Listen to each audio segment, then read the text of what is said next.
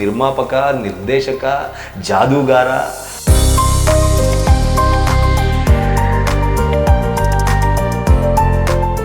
MD Kaushik ಅವರು ಇವತ್ತು ನಮ್ಮ ಜೊತೆಗಿದ್ದಾರೆ.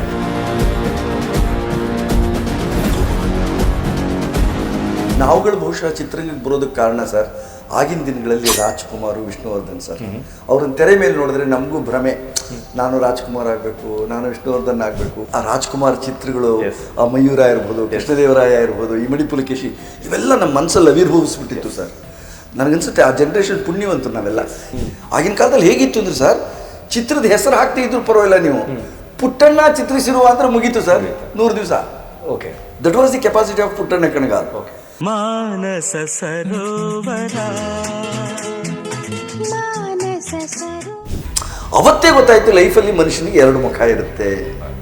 ವೇದಿಕೆ ಮೇಲೆ ಒಂದು ಮುಖ, ನಿಜ ಜೀವನದಲ್ಲಿ ಇನ್ನೊಂದು ಮುಖ. ಆಮೇಲೆ ಕೆಲಸ ಮಾಡ್ತಾ ಮಾಡ್ತಾ ಮಾಡ್ತಾ ಎಲ್ಲೋ ಒಂದು ಕಡೆ ಅನ್ನಿಸ್ತು, ಬರೀ ಡೈರೆಕ್ಟರ್ ಆಗಿದ್ರೆ ಇಲ್ಲಿ ಸರ್ವೈವ್ ಆಗೋಕ್ಕಾಗಲ್ಲ. ನೋಡ್ತಿದ್ದೆ ಡೈರೆಕ್ಟರ್ಗಳೆಲ್ಲ, ದೊಡ್ಡ ದೊಡ್ಡ ಡೈರೆಕ್ಟರ್ಗಳೇ ಆಟೋ ಹತ್ಬೇಕಾದ್ರೆ 10 ಸತಿ ಯೋಚನೆ ಮಾಡೋರು, ಬಿಕಾಸ್ ಆಟೋಗೆ ದುಡ್ಡು ಕೊಡ್ಬೇಕಲ್ಲ, ದುಡ್ಡಿಲ್ಲ. ಇನ್ನು ಪುಟ್ಟಣ್ಣ ಕಣಗಾಲ್ ಅವರ ವಿಚಾರದಲ್ಲಿ ಸರ್ ಸಾಕಷ್ಟು ಜನ ಮಾತನಾಡೋದನ್ನ ಕೇಳಿದ್ದೀವಿ. ತುಂಬಾ ಕೋಪಿಷ್ಟ ಆಗಿರ್ತಿದ್ರು. ತುಂಬಾ ಕೋಪಿಸ್ಟ್ರು ಸರ್, ತುಂಬಾ ಕೋಪಿಸ್ಟ್ರು.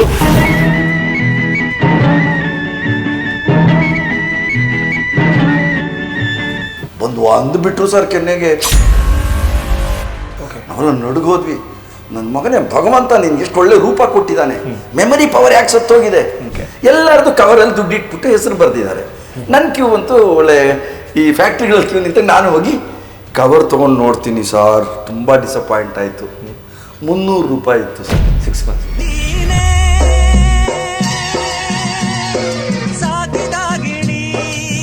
ಹಾಯ್, ಎಲ್ರಿಗೂ ನಮಸ್ಕಾರ. ನೀವು ನೋಡ್ತಾ ಇದ್ದೀರಾ ಸ್ಪೀಡ್ ಪ್ಲಸ್ ಕರ್ನಾಟಕ. ನಾನು ನಿಮ್ಮ ಮಂಜುಗೌಡ. ಇವತ್ತಿನ ಒಂದು ವಿಶೇಷ ಸಂದರ್ಶನದಲ್ಲಿ ವಿಶೇಷ ಅತಿಥಿ ನನ್ನ ಜೊತೆಗಿದ್ದಾರೆ. ಅಂದರೆ ನಮ್ಮ ಕನ್ನಡ ಚಿತ್ರರಂಗದ ಒಂದಷ್ಟು ಹಿನ್ನೆಲೆ, ಅಂದರೆ ಒಂದಷ್ಟು ಹಿಸ್ಟ್ರಿ ತಿಳ್ಕೋಬೇಕು.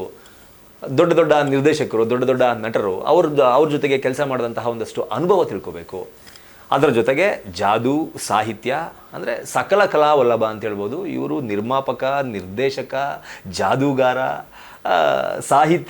ಸಾಹಿತ್ಯಕ್ಕೆ ತನ್ನದೇ ಆದಂತಹ ಒಂದಷ್ಟು ರೀತಿಯಲ್ಲಿ ಕೊಡುಗೆ ಕೊಡ್ತಾ ಇರುವಂತಹ ವ್ಯಕ್ತಿ MD ಕೌಶಿಕ್ ಅವರು ಇವತ್ತು ನಮ್ಮ ಜೊತೆಗಿದ್ದಾರೆ. ಕಂಪ್ಲೀಟ್ ಈ ಇಂಟರ್ವ್ಯೂ, ಅಂದರೆ ಈ ಪಾಡ್ಕಾಸ್ಟ್ ಮುಗಿಯೋ ಅಷ್ಟರಲ್ಲಿ, ಆರಂಭ ಆಗಿ ಎಂಡ್ ಆಗೋ ಅಷ್ಟರಲ್ಲಿ ನಿಮಗೆ ಒಂದು ಲೈಬ್ರರಿಗೆ ಹೋದರೆ ಏನೆಲ್ಲ ವಿಷಯಗಳನ್ನು ತಿಳ್ಕೋಬಹುದು, ಬುಕ್ನ ಓದೋ ಮೂಲಕ, ರಿಸರ್ಚ್ನ ಮಾಡೋ ಮೂಲಕ ಅಂತ ನೀವು ಅನ್ಕೋತೀರಾ, ಅದೊಂದು ಈ ಇಂಟರ್ವ್ಯೂನಲ್ಲಿ ಸಿಗ್ಬೋದು ಅಂತ ನನಗನ್ಸುತ್ತೆ. ಸರ್, ಕಾರ್ಯಕ್ರಮಕ್ಕೆ ಸ್ವಾಗತ.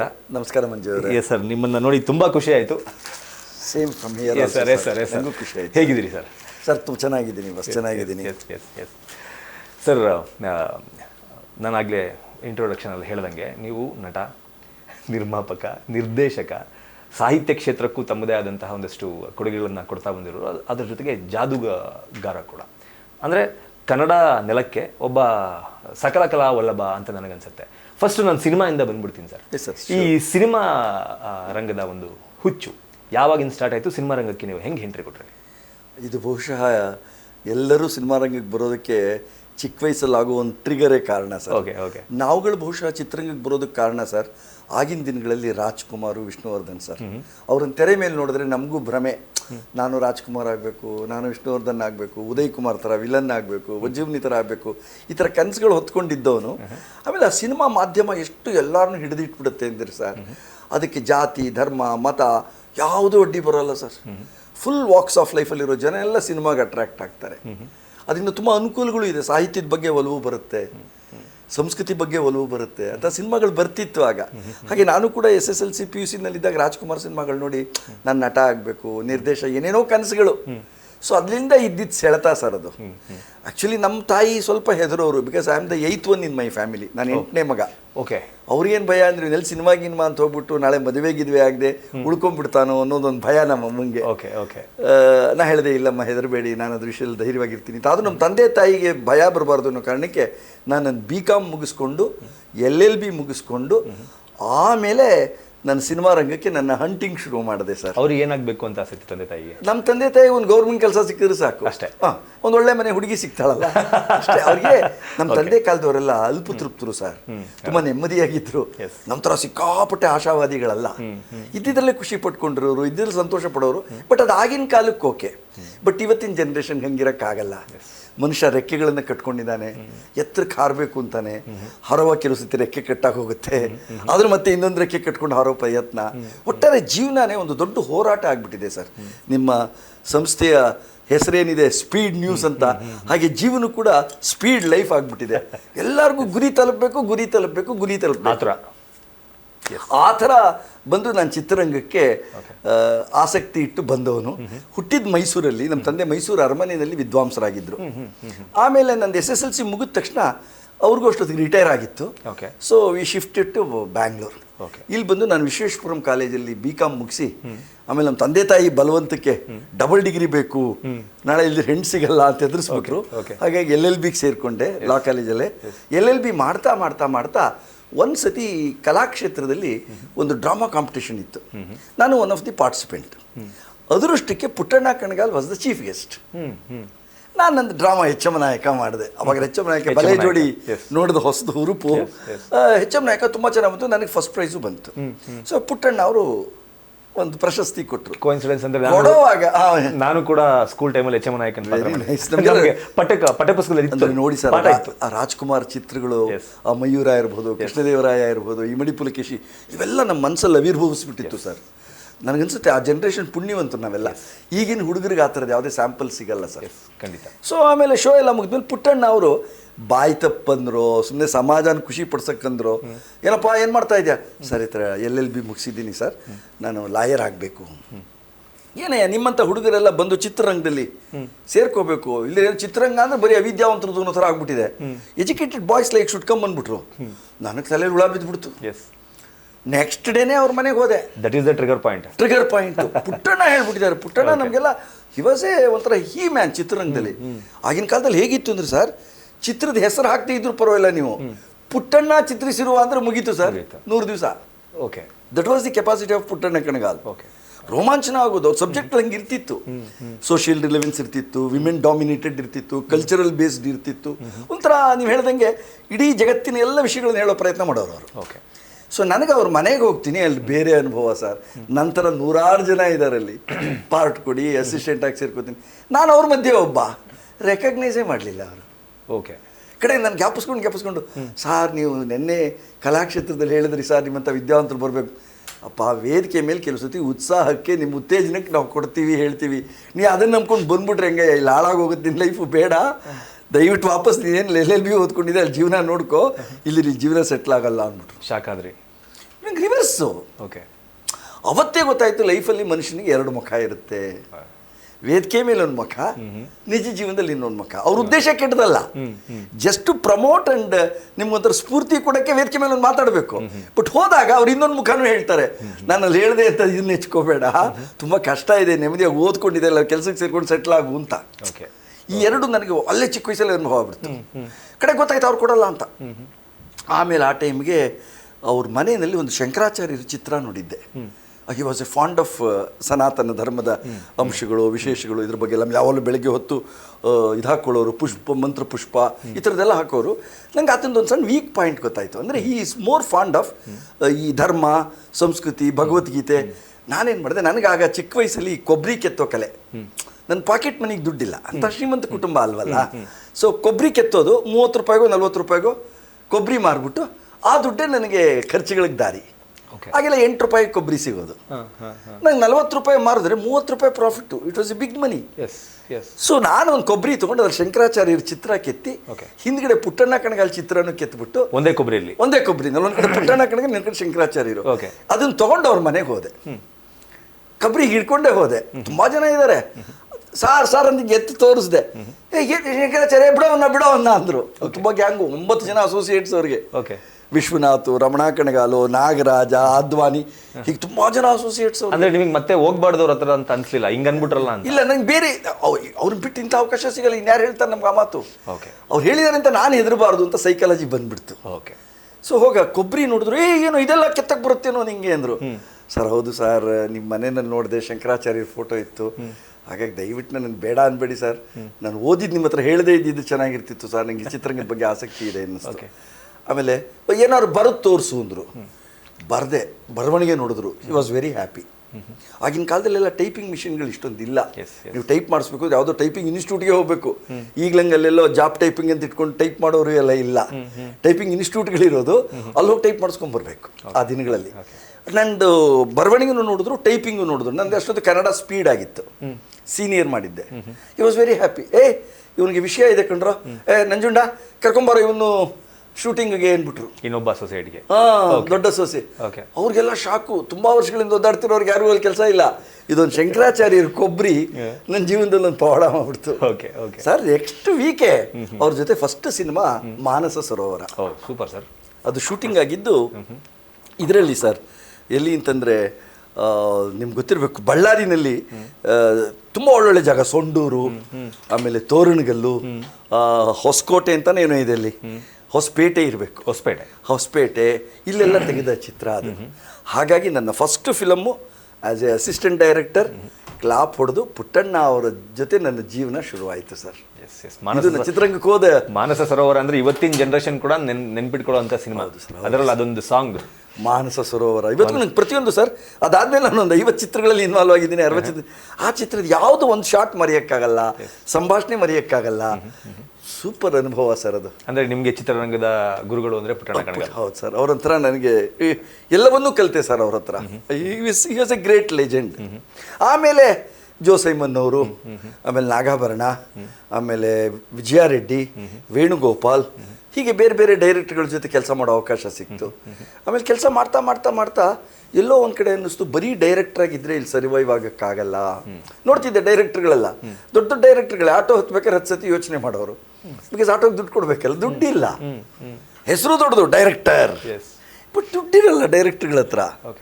ಪುಟ್ಟಣ್ಣ ಅವರು ಸಾಯೋ ಟೈಮಲ್ಲಿ ದುಡ್ಡಿರಲಿಲ್ಲ ಅವ್ರ ಹತ್ರ, ಮನೆ ಮಾರಬೇಕಾಗಿ ಬಂತು. ಇದೆಲ್ಲ ಗಮನಿಸ್ತಿದ್ನಲ್ಲ, ಇಲ್ಲಿ ನಾನು ಬರೀ ಡೈರೆಕ್ಷನ್ ಅಂತ ಇಟ್ಕೊಂಡ್ರೆ ಕತೆ ಚಿತ್ರಕಥೆ ಆಗೋಗುತ್ತೆ. ನನ್ನ ಜೊತೆಗೆ ಏನಾದ್ರು ಮಾಡಬೇಕು, ಆ್ಯಕ್ಟಿಂಗ್ ಯಾಕೆ ತಗೋಬಾರ್ದು. ಕಣ್ಣೆದುರುಗಡೆನೇ ಆ್ಯಕ್ಟ್ ಮಾಡಿ ಬೆಳೆದವ್ರು ಇರ್ತಿದ್ರು. ಚರಣ್ ರಾಜು, ನಾನು ಅಸಿಸ್ಟೆಂಟ್ ಡೈರೆಕ್ಟರ್ ಆಗಿದ್ದಾಗ ಸಣ್ಣ ಪಾರ್ಟ್ ಮಾಡಿದವನು ದೊಡ್ಡ ನಟ ಆಗ್ಬಿಟ್ಟ ಸಿದ್ಲಿಂಗಯ್ಯನವರ ಸಿನಿಮಾದಲ್ಲಿ. ಈಗ ಚಿಕ್ಕ ಚಿಕ್ಕ ಪಾತ್ರಗಳು ಮಾಡಕ್ಕೆ ಬರೋರೆಲ್ಲ ಆ್ಯಕ್ಟಿಂಗಲ್ಲಿ ಬೆಳೆಯೋರು. ಆ ಸ್ಪೀಡ್ ನ್ಯೂಸ್ ಥರ ಆ್ಯಕ್ಟಿಂಗ್ ಮಾಡಿದ್ರೆ ಸ್ಪೀಡಾಗಿ ನೀವು ತಲುಪಬಹುದು. Direction slow journey. ತೆರೆ ಮೇಲಿರೋರಿಗೆ ಮರ್ಯಾದೆ ಜಾಸ್ತಿ. ನಮ್ಮಲ್ಲಿ ರಮಣ ಮಹರ್ಷಿಗಳು ಹೇಳ್ತಾರೆ, ಜೀವನದಲ್ಲಿ ಅಚೀವ್ ಮಾಡ್ಬೇಕಾದ್ರೆ ಪಿಕಮಾರ್ಗ ಶುಕಮಾರ್ಗ ಅಂತ. ಪಿಕಮಾರ್ಗ ಅಂದ್ರೆ ಏನು ಅಂದರೆ, ಇರುವೆ ಒಂದು ಮರದ ಬುಡದಲ್ಲಿ ಇರುವೆ ಇದ್ರೆ ಹಣ್ಣಿನ ವಾಸನೆ ಗೊತ್ತಾಗಿ ಅದು ಮರದ ಬುಡಕ್ಕೆ ಹೋಗಿ ಕಾಂಡದಿಂದ ರೆಂಬೆ, ರೆಂಬೆಯಿಂದ ಕೊಂಬೆ, ಕೊಂಬೆಯಿಂದ ತೊಟ್ಟಿಗೆ ಹೋಗಿ ಹಣ್ಣು ತಿನ್ನಬೇಕು. ಸುದೀರ್ಘವಾದ ಜರ್ನಿ ಇರುವೆಗೆ. ಅದೇ ಶುಕಮಾರ್ಗ ಅಂದ್ರೆ ಒಂದು ಗಿಣಿಗೆ 3 ಕಿಲೋಮೀಟರ್ ದೂರದಲ್ಲಿ ಇರುತ್ತೆ. ಗಾಳಿ ಬಂದಾಗ ಮಾವಿನ ಹಣ್ಣಿನ ವಾಸನೆ ಗೊತ್ತಾಗಿ ಅಲ್ಲಿಂದ ಹಾರಿ ಒಂದೇ ಸತಿ ಬಂದು ಕೊಂಬೆ ಮೇಲೆ ಕೂತ್ಕೊಂಡು ಹಣ್ಣು ತಿನ್ನುತ್ತೆ. ಇದು ಶುಕಮಾರ್ಗ ಮತ್ತು ಪಿಕಮಾರ್ಗ ಅಂತ. ನನಗೆ ಗೊತ್ತಾಯ್ತು ಶುಕಮಾರ್ಗ ಬೆಸ್ಟ್ ಅಂದ್ರೆ ಆಕ್ಟಿಂಗ್ ಹೋಗ್ಬೇಕು. ಸೊ ಆಕ್ಟಿಂಗ್ ಮಾಡಕ್ ಶುರು ಮಾಡಿದೆ ಸರ್. ಆ ಟೈಮಲ್ಲಿ ಸೀರಿಯಲ್ಗಳೆಲ್ಲ ಸ್ವಲ್ಪ ಪಾಪ್ಯುಲರ್. ಅಂದ್ರೆ ಆಕ್ಟಿಂಗ್ ಮಾಡಕ್ಕಿಂತ ಮುಂಚೆ ಪುಟ್ಟಣ್ಣ ಕಣಗಾಲ್ ಅವ್ರ ಹತ್ರ ಏನಾದ್ರು ಸಜೆಷನ್? ಇಲ್ಲ, ಅವ್ರೊಂದು ಸಿನಿಮಾ ಮುಗಿಸ್ಕೊಂಡ್ಬಿಟ್ಟೆ. ಗೊತ್ತಾಗೋಯ್ತು ನಂಗೆ ಇನ್ನೇ ಜಾಸ್ತಿ ಕಲಿಯಕ್ಕಾಗಲ್ಲ ಅಂತ. ಯಾಕೆಂದ್ರೆ ಅವ್ರ ಜೊತೆ ಇದ್ದವರು 10 ವರ್ಷಗಳಿಂದ ಅಸೋಸಿಯೇಟು. ನನಗೆ ವಿದ್ಯೆ ಅನ್ನೋದು ಇತ್ತು, ಹೆಲ್ಪ್ ಆಯ್ತು. ಅವ್ರಿಗೆ ಯಾರು ಎಜುಕೇಟೆಡ್ಸ್ ಅಲ್ಲ, ಇನ್ ದ ಸೆನ್ಸ್ ಅಂದ್ರೆ ಅಕಾಡೆಮಿಕ್ ಕ್ವಾಲಿಫಿಕೇಶನ್ ಇರಲಿಲ್ಲ. ಅವ್ಗಳಿಗೆ ಬಿಟ್ಟು ಹೋಗಕ್ಕೆ ಭಯ. ಪುಟ್ಟಣ್ಣ ಅವ್ರನ್ನ ಬಿಟ್ಟು ಏನಾರು ಇಂಡಿಪೆಂಡೆಂಟ್ ಆಗಿ ಹೋಗ್ಬಿಟ್ಟು ನಾಳೆ ಆ ಫಿಲಮ್ ಫ್ಲಾಪ್ ಆಗ್ಬಿಟ್ರೆ ಇತ್ಲ ಕಡೆ ಅಸೋಸಿಯೇಟು ಇಲ್ಲ, ಅಸಿಸ್ಟೆಂಟು ಇಲ್ಲ. ಆ ಬೈಕ್ ಇವರೆಲ್ಲ ಕಚ್ಕೊಂಡಿದ್ದಾರೆ. ಕೇಳಿದ್ರು ಒಬ್ಬ 10 ವರ್ಷ ಅಂತಾನೆ, ಒಬ್ಬ 11 ವರ್ಷ ಅಂತಾನೆ. ನನಗೆ ಇವರೆಲ್ಲ 11 ವರ್ಷದಿಂದ ಇದ್ದಾರೆ ಅಂದರೆ ನನ್ನ ಕತೆ ಏನು, ಲಾಸ್ಟ್ ಅಸಿಸ್ಟೆಂಟ್ ನಾನು. ನನ್ನ ಜೀವನ ಎಲ್ಲ ಇಲ್ಲೇ ಮುಗಿದೋಗುತ್ತೆ, ಬೇಡ. ಬೇಸ್ಮೆಂಟ್ ಸಿಕ್ತು ಒಂದಷ್ಟು ವಿಷಯ, ಇದನ್ನ ಇಟ್ಕೊಂಡು ಬೇರೆ ಡೈರೆಕ್ಟರ್ಗಳ ಹತ್ರ ಹೋಗೋಣ ಅಂತೇಳಿ ಒಂದೇ ಸಿನಿಮಾಗೆ ಅವ್ರನ್ನ ಬಿಟ್ಬಿಟ್ಟು ನಾನು ಆಮೇಲೆ ಜೋಸೈಮನ್ ಹತ್ರ ಹೋದೆ, ಸಿದ್ಲಿಂಗಯ್ಯನವ್ರ ಹತ್ರ ಹೋದೆ, ಬೇರೆ ಬೇರೆಯವ್ರ ಹತ್ರ ಕೆಲಸ ಮಾಡಿ. ಇನ್ನು ಪುಟ್ಟಣ್ಣ ಕಣಗಾಲ್ ಅವರ ವಿಚಾರದಲ್ಲಿ ಸರ್ ಸಾಕಷ್ಟು ಜನ ಮಾತನಾಡೋದನ್ನ ಕೇಳಿದೀನಿ. ತುಂಬಾ ಕೋಪಿಷ್ಟ ಆಗಿರ್ತಿದ್ರು. ತುಂಬಾ ಕೋಪಿಸ್ಟ್ರು ಸರ್, ತುಂಬಾ ಕೋಪಿಸ್ಟ್ರು. ಬಟ್ ಅಷ್ಟೇ ಪ್ರೀತಿಸೋರು ಸರ್. ಇದೇ ರಾಮಕೃಷ್ಣನ್ಗೆ ಅದರಲ್ಲೊಂದು ಡೈಲಾಗ್ ಇದೆ ಮಾನಸ ಸರೋವರದಲ್ಲಿ. ಅವ್ರು ಪದ್ಮ ವಸಂತಿ ಹೇಳ್ತಾರೆ, ಈಸ್ ಅ ಪೈಲಟ್ ಆಫೀಸರ್ ಆ ಕಥೆನಲ್ಲಿ. ಅವ್ರು ಹೇಳ್ತಾರೆ, ನೋಡೇ ವಾಸಂತಿ, ನಾನು ಜಪಾನ್ ಮೇಲೆ ಬರ್ತಾ ಇದ್ದೆ, ಟೋಕಿಯೋ ಕಾಣಿಸ್ತು, ಕೆಳಗಿಳಿಸ್ದೆ ಅಂತಾನೆ. ಅದು ಹೇಳ್ತಿಲ್ಲ ಅವನು, ನಾನು ಟೋಕಿಯೋ ಮೇಲೆ ಬರ್ತಾ ಇದ್ದೆ, ಜಪಾನ್ ಕಾಣಿಸ್ತು ಅಂತ ಅವನು ಹೇಳ್ತಾನೆ. ಸರ್ 3 ಸತಿ ಹಂಗೆ ಹೇಳ್ದ ಸರ್. ಬಂದು ಅಂದ್ಬಿಟ್ರು ಸರ್ ಕೆನ್ನೆಗೆ. ನಾವೆಲ್ಲ ನಡುಗೋದ್ವಿ. ನನ್ನ ಮಗನೇ ಭಗವಂತ ನಿನ್ಗೆ ಎಷ್ಟು ಒಳ್ಳೆ ರೂಪ ಕೊಟ್ಟಿದ್ದಾನೆ, ಮೆಮರಿ ಪವರ್ ಯಾಕೆ ಸತ್ತೋಗಿದೆ, ನಿನ್ನಂಗೆ ರೂಪ ಇದ್ದಿದ್ರೆ ನನಗೆ ನಾನು ಏನೇನು ಮಾಡ್ತಿದ್ದೆ ಗೊತ್ತಾ, ಇನ್ನೊಂದು ಸತಿ ತಪ್ಪು ಮಾಡಿದ್ರೆ ಒಂದು ಬಿಟ್ರು ಸರ್. ನೆಕ್ಸ್ಟ್ ಕರೆಕ್ಟಾಗಿ ಹೇಳ್ಬಿಟ್ಟ ಡೈಲಾಗು. ಅಂದರೆ ಅವ್ರ ಕೋಪ ಕೂಡ ವರ್ಕೌಟ್ ಆಗ್ತಿತ್ತು. ಆಮೇಲೆ ಸ್ವಲ್ಪ ಹೊತ್ತು ಬಿಟ್ಟು ಬಂದು ತಬ್ಕೊಂಡು, ನೀನು ರಾಜ ಕಣೋ, ಏನು ಸುಂದರವಾಗಿದೆ, ಹೆಣ್ಮಕ್ಳೇ ನೀನು ನೋಡಿದ್ರೆ ಟೆನ್ಷನ್ ಮಾಡ್ಕೋಬೇಕಲ್ಲ, ಅಷ್ಟು ಲಕ್ಷಣವಾಗಿದ್ರೆ ಈ ಥರ ಎಲ್ಲ. ಅಂದರೆ he knows how to handle media. But ಕೋಪ ಇತ್ತು, ಅದ್ರಲ್ಲಿ ಅನುಮಾನನೇ ಇಲ್ಲ. ಅಂದ್ರೆ ಸರ್, ಅಷ್ಟೇ ಪ್ರತಿಭೆ ಇತ್ತಲ್ಲ ಸರ್. ಚಾನಲೈಸ್ ಮಾಡೋರು, ಯಾರಿಂದ ಹೆಂಗ್ ಕೆಲಸ ತೆಗೆಸ್ಕೋಬೇಕು ತೋಡ್ ಅಂತ. ಚೆನ್ನಾಗಿ ಗೊತ್ತಿತ್ತು. ಓಕೆ ಆಮೇಲೆ ಸ್ವಲ್ಪ ಆಟಿಟ್ಯೂಡು ಇತ್ತು. ಓಕೆ ಸರ್ ಆಗಿನ ಕಾಲಕ್ಕೆ ಆತನಿಗೆ ಅಷ್ಟು ಹೆಸರಿತ್ತಲ್ಲ ಸರ್. ಆಗಿನ ಕಾಲದಲ್ಲೆಲ್ಲ 150 ದಿವಸ 200 ದಿವಸ 300 ದಿವಸ ಸಿನಿಮಾಗಳು ಓಡುತ್ತೆ. ಆಮೇಲೆ ದೊಡ್ಡ ನಟರುಗಳಿಲ್ಲದೆ use to introduce new artist. ಹಾಗಾಗಿ ಅವ್ರಿಗೆ ಒಂದು ಕರಿಷ್ಮಾ. ಎಷ್ಟು ವರ್ಷಗಳ ಕಾಲ ಅವರು ಸರ್ ಅವ್ರ ಜೊತೆ ಒಂದೇ ಸಿನಿಮಾ, ಎಷ್ಟು ಒಂದು ಮಾನಸ ಸರ್ ಅವರು 6 ತಿಂಗಳ ಕಾಲ. ಓಕೆ ಆಗೆಲ್ಲ ಪಿಕ್ಚರ್ಗಳಂದ್ರೆ 6 ತಿಂಗಳು ಸರ್ ಮಿನಿಮಮ್. ಓಕೆ 1-2-3 ತಿಂಗಳು ಸ್ಕ್ರಿಪ್ಟು, ಇನ್ನೊಂದು 2 ತಿಂಗಳು ಲೊಕೇಶನ್ ಹುಡ್ಕೋದು, ಇನ್ನೊಂದು 2-3 ತಿಂಗಳು shooting, okay editing, post production, production, pre production, post production, ಇದರಲ್ಲಿ ಒಂದು 6 ತಿಂಗಳು ಮುಗಿದೋಗೋದು ಸರ್.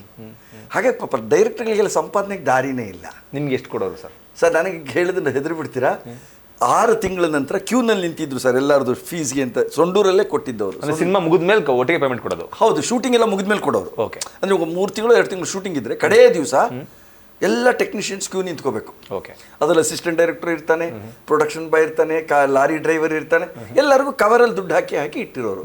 ಅದಕ್ಕೆ Srinath one of the producer. Okay.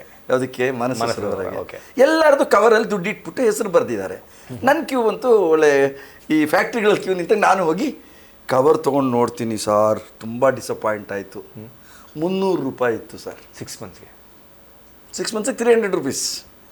ತಿಂಗಳಿಗೆ ಎಷ್ಟು? 50 ರೂಪಾಯಿ. 50 ರೂಪಾಯಿ ಸರ್. ಅದಕ್ಕೂ ಕ್ಯೂ ನಂತರ ಬರೋಕ್ಕೆ ಆ ಕೆಲಸಕ್ಕೆ 50 ದುಡ್ಡಿಲ್ದೇನೂ ಕೆಲಸ ಮಾಡೋಕ್ಕೆ ಜನ ರೆಡಿ. ನಿಮ್ ದುಡ್ಡು ಎಷ್ಟು ಖರ್ಚಾಗಿತ್ತು ನನಗೆ 6 ಮಂತ್ಸ್ ಅಲ್ಲಿ? ಏನಿಲ್ಲ, ಅವ್ರ At least ಓಡಾಡೋದಕ್ಕೆ ಅಲ್ಲೇ ಊಟ ತಿಂಡಿ ಸರ್, ಸೆಟ್ಲು. ಇವ್ರದೆಲ್ಲ ಹೇಗೆ ಅಂದ್ರೆ ಸರ್, ಆಗಿನ ಕಾಲ ಪಿಕ್ಚರ್ ಹೇಗೆ ಅಂದ್ರೆ ಎಲ್ಲೋ ಒಂದ್ ಕಡೆ ಹೋಟ್ಲ್ ರೂಮ್ ಮಾಡ್ಬಿಡ್ತಾರೆ. ನಾವು ಬೆಳಗ್ಗೆ ಎದ್ದಲ್ಲಿ ಹೋದ್ರಾಯ್ತು, ಅಲ್ಲೇ ಊಟ ತಿಂಡಿ ರಾತ್ರಿ ಇರೋಬಹುದು, ಇಳ್ಕೊಂಡು ಅವತ್ತಿಗೆ ಬೆಳಗ್ಗೆ ಎದ್ದಲ್ಲೇ ಕೆಲಸ ಮಾಡ್ಬೋದು. ನಾವು ಮನೆಗೆ ಹೋಗ್ತಿರ್ಲಿಲ್ಲ, ಬಸ್ ಚಾರ್ಜಿಗೆ ವೇಸ್ಟ್ ದುಡ್ಡು, ಇಳ್ಕೊಳಕ್ ಜಾಗ ಇರುತ್ತಲ್ಲಿ. ಆಮೇಲೆ ಅವ್ರಿಗೂ ಬೇಕು ರಾತ್ರಿ ಹೊತ್ತಾದ್ರೆ ಹೋಗಿ ಒಂದು ಬಿಯರ್ ತಗೊಂಬಾ, ಅಥವಾ ಅವರಲ್ಲದೆ ಇದ್ರು ಮಿಕ್ಕಿದ ಕ್ಯಾಮ್ರಾಮೆನ್ನು ಇನ್ನೊಂದೇನೋ ತಗೊಂಬಾ. ಅದೆಲ್ಲ ನೀವು ಮಾಡಿದ್ರೆ ಇಲ್ಲಿ ಜೀವನ. ಇಲ್ಲ ನಾನು LLB ಅವೆಲ್ಲ ವರ್ಕೌಟ್ ಆಗಲ್ಲ. You have to go on the same way. ಇಲ್ಲರ ಜಗತ್ತನ್ನು ಎಂಟರ್ ಆಗೋಕ್ಕೆ ಆಗಲ್ಲ, ನಮ್ಮನ್ನು ದೂರ ಇಟ್ಬಿಡ್ತಾರೆ. ನಾನು ಹಾಗೆ ಒಂದ್ಸತಿ ಜೋಸೆಮ್ಮನವ್ರ ಹತ್ರ ಸುಳ್ಳು ಹೇಳಿ SSLC ಅಷ್ಟ ಮಾತ್ರ ಹೇಳಿದ್ದೆ. ಅವ್ರ ಹತ್ರ ಸೇರ್ಕೊಳ್ಳುವಾಗ ಅನುಭವ ಆಗ್ಬಿಟ್ಟಿತ್ತು ವಿದ್ಯೆ. ಅವರು ನಾನು ಸೇರಿಸ್ಕೊಂಡ್ಬಿಟ್ರು. ನನ್ನ ಕೈಲಿ ಹೇಳೋರು ಫೀಸ್ ಕಟ್ಬಿಟ್ಟು ಬಾ, ಸ್ವಲ್ಪ ಹೋಗಿ ಬೇರೆ ಬಾಟ್ಲು ತೊಗೊಂಬಾ. ನಾನು ಏನು ಹೇಳಿದೆ ಮಾಡ್ತಾ ಇದ್ದೆ. ನನಗೆ ಗೊತ್ತು ಕಲಿಬೇಕು. ನಾನು LLB ಇಟ್ಕೊಂಡು ನಾನು ಏನು ಮಾಡಲಿ. ನನಗೆ ಕಡೆಗೆ ಒಂದು ದಿವಸ ಏನಾಗ್ಬಿಡ್ತು, ಒಂದು ಶಾರ್ಟ್ ತೆಗಿತಾ ಇದ್ರು. ಅದರಲ್ಲಿ ವಜ್ರಮುನಿಗೂ ತುಗುದೀಪ ಶ್ರೀನಿವಾಸಗೂ ಜಗಳ ಆಗುತ್ತೆ ಕೋರ್ಟಲ್ಲಿ. ಅವಾಗ ವಜ್ರಮುನಿ ಹೇಳ್ತಾರೆ ಅಕಾರ್ಡಿಂಗ್ ಟು ಸೆಕ್ಷನ್ 303 ಅಂತ ಏನೋ ಒಂದು ಬರುತ್ತೆ ಪೀನಲ್ ಕೋಡ್ ವಿಷಯ. ಅವರು ತಪ್ಪು ಹೇಳ್ತಿದ್ದಾರೆ, 202 202 ಅಂತಿದ್ದಾರೆ. ನನಗೆ ಗೊತ್ತು ಅದು 303 ಅಂತೇನೋ ಒಂದು. ನನಗೆ ಹೇಳೋ ಆಗಿಲ್ಲ. ನನಗೆ ಇಲ್ಲಿ ಕುತ್ತಿಗೆ SSLC ಫೇಲ್ ಅಂತ ಹೋಗಿ ಸೇರ್ಕೊಂಡಿರೋದು. Okay okay. ಅವ್ರು ಯಾಕೆ ವಿದ್ಯಾವಂತಗಳನ್ನ ಸೇರಿಸ್ಕೊಳ್ಳಲ್ಲ ಅಂದರೆ ವಿದ್ಯಾವಂತಗಳಿಗೆ ಕೆಲಸ ಮಾಡ್ಸೋಕ್ಕಾಗಲ್ಲ. ಆ ಕೆಲಸ ಮಾಡು, ಈ ಕೆಲಸ ಮಾಡು ಅದಕ್ಕೆ ಅವ್ರಿಗೆ ಅವಾಯ್ಡೇ ಮಾಡಿಬಿಡ್ತಾರೆ ಸರ್. ನಾನು ಪೆದ್ದಾಗಿ ಸುಮ್ಮನಿರ್ಲಾರ್ದೆ ವಜ್ರಮುನಿಯವರಿಗೆ ಡಬ್ಬಿಂಗ್ ಟೈಮಲ್ಲಿ ಹೇಳ್ಬಿಟ್ಟೆ ಸರ್, ತಪ್ಪು ಸರ್, ಅಲ್ಲಿ 302 ಹೇಳಿದ್ದೀರಾ, ಅದು ತಪ್ಪು ಸರ್ ಐತ್ರೆ. ಅವರು ಹೇಳ್ಬಿಟ್ರು. ಜೋಸೆಮ್ಮನ್ ಇರಲಿಲ್ಲ, ಅವ್ರು ಬಂದರು ಡಬ್ಬಿಂಗ್. ಯಾರೋ ಇದ್ರು ಹಂಗೆ ಸಪ್ಪಡಿರೋದು. ಅಲ್ಲೇ ಅವಿನಾಶ್ ಇದ್ರು. ಸರ್ ಅವ್ನು ಹೇಳಿರೋದು ಕರೆಕ್ಟ್ ಆಗಿದೆ, ತಪ್ಪೇ ಸರ್, ರೈಟ್ರು ತಪ್ಪು ಬರೆದಿದ್ದಾರೆ ಅಂದರು. ಯಾರು ಹೇಳಿದ್ದು? ಕೌಶಿಕ್ ಹೇಳಿದೆ. ನಿಂಗೆ ಹೆಂಗೆ ಗೊತ್ತು? ನಾನು ಬೆಬ್ಬೆ ಅಂದೆ. ನಿಜ ಹೇಳು ಸರ್. ಇಲ್ಲ ಸರ್, ನಾನು ಲಾ ಗ್ರ್ಯಾಜುಯೇಟು ಅಂದೆ. Next day I have removed sir. But ಹೇಳ್ಬಿಟ್ಟೆ ತೆಗೆದ್ರು. ನನ್ನ ಕೈಯಲ್ಲಿ ಮಾಡಿಸ್ಬಾರ್ದೆಲ್ಲ ಮಾಡಿಸಿದ್ಯಲ್ಲೋ ನೀನು, ನನಗಾಗಲ್ಲ ಇದು, ಹೋಗು ನೀನು ಕೆಲಸ ಕಲ್ತಿದ್ದೆ, ನೀನು ಬುದ್ಧಿವಂತ ಬದುಕೋತೆ, ಹೋಗು, ನನ್ನಿಂದ ನಾಳೆಯಿಂದ ಬರಬೇಡ ಅಂದ್ಬಿಟ್ರು. ಅಂದರೆ ವಿದ್ಯೆಗಷ್ಟು ಗೌರವ. ಅವತ್ತು ಡಿಸೈಡ್ ಮಾಡಿದೆ ಇನ್ಯಾರತನೂ ಅಸಿಸ್ಟೆಂಟ್ ಆಗೋದು ಬೇಡ ಅಂಥೇಳಿ ಸ್ವತಂತ್ರವಾಗಿ ಪ್ರೊಡ್ಯೂಸರ್ನ ಹುಡ್ಕಕ್ಕೆ ಶುರು ಮಾಡಿದೆ. ಮುಖವಾಡ ಅಂತ ನನ್ನ ಮೊದಲನೇ ಸಿನಿಮಾ.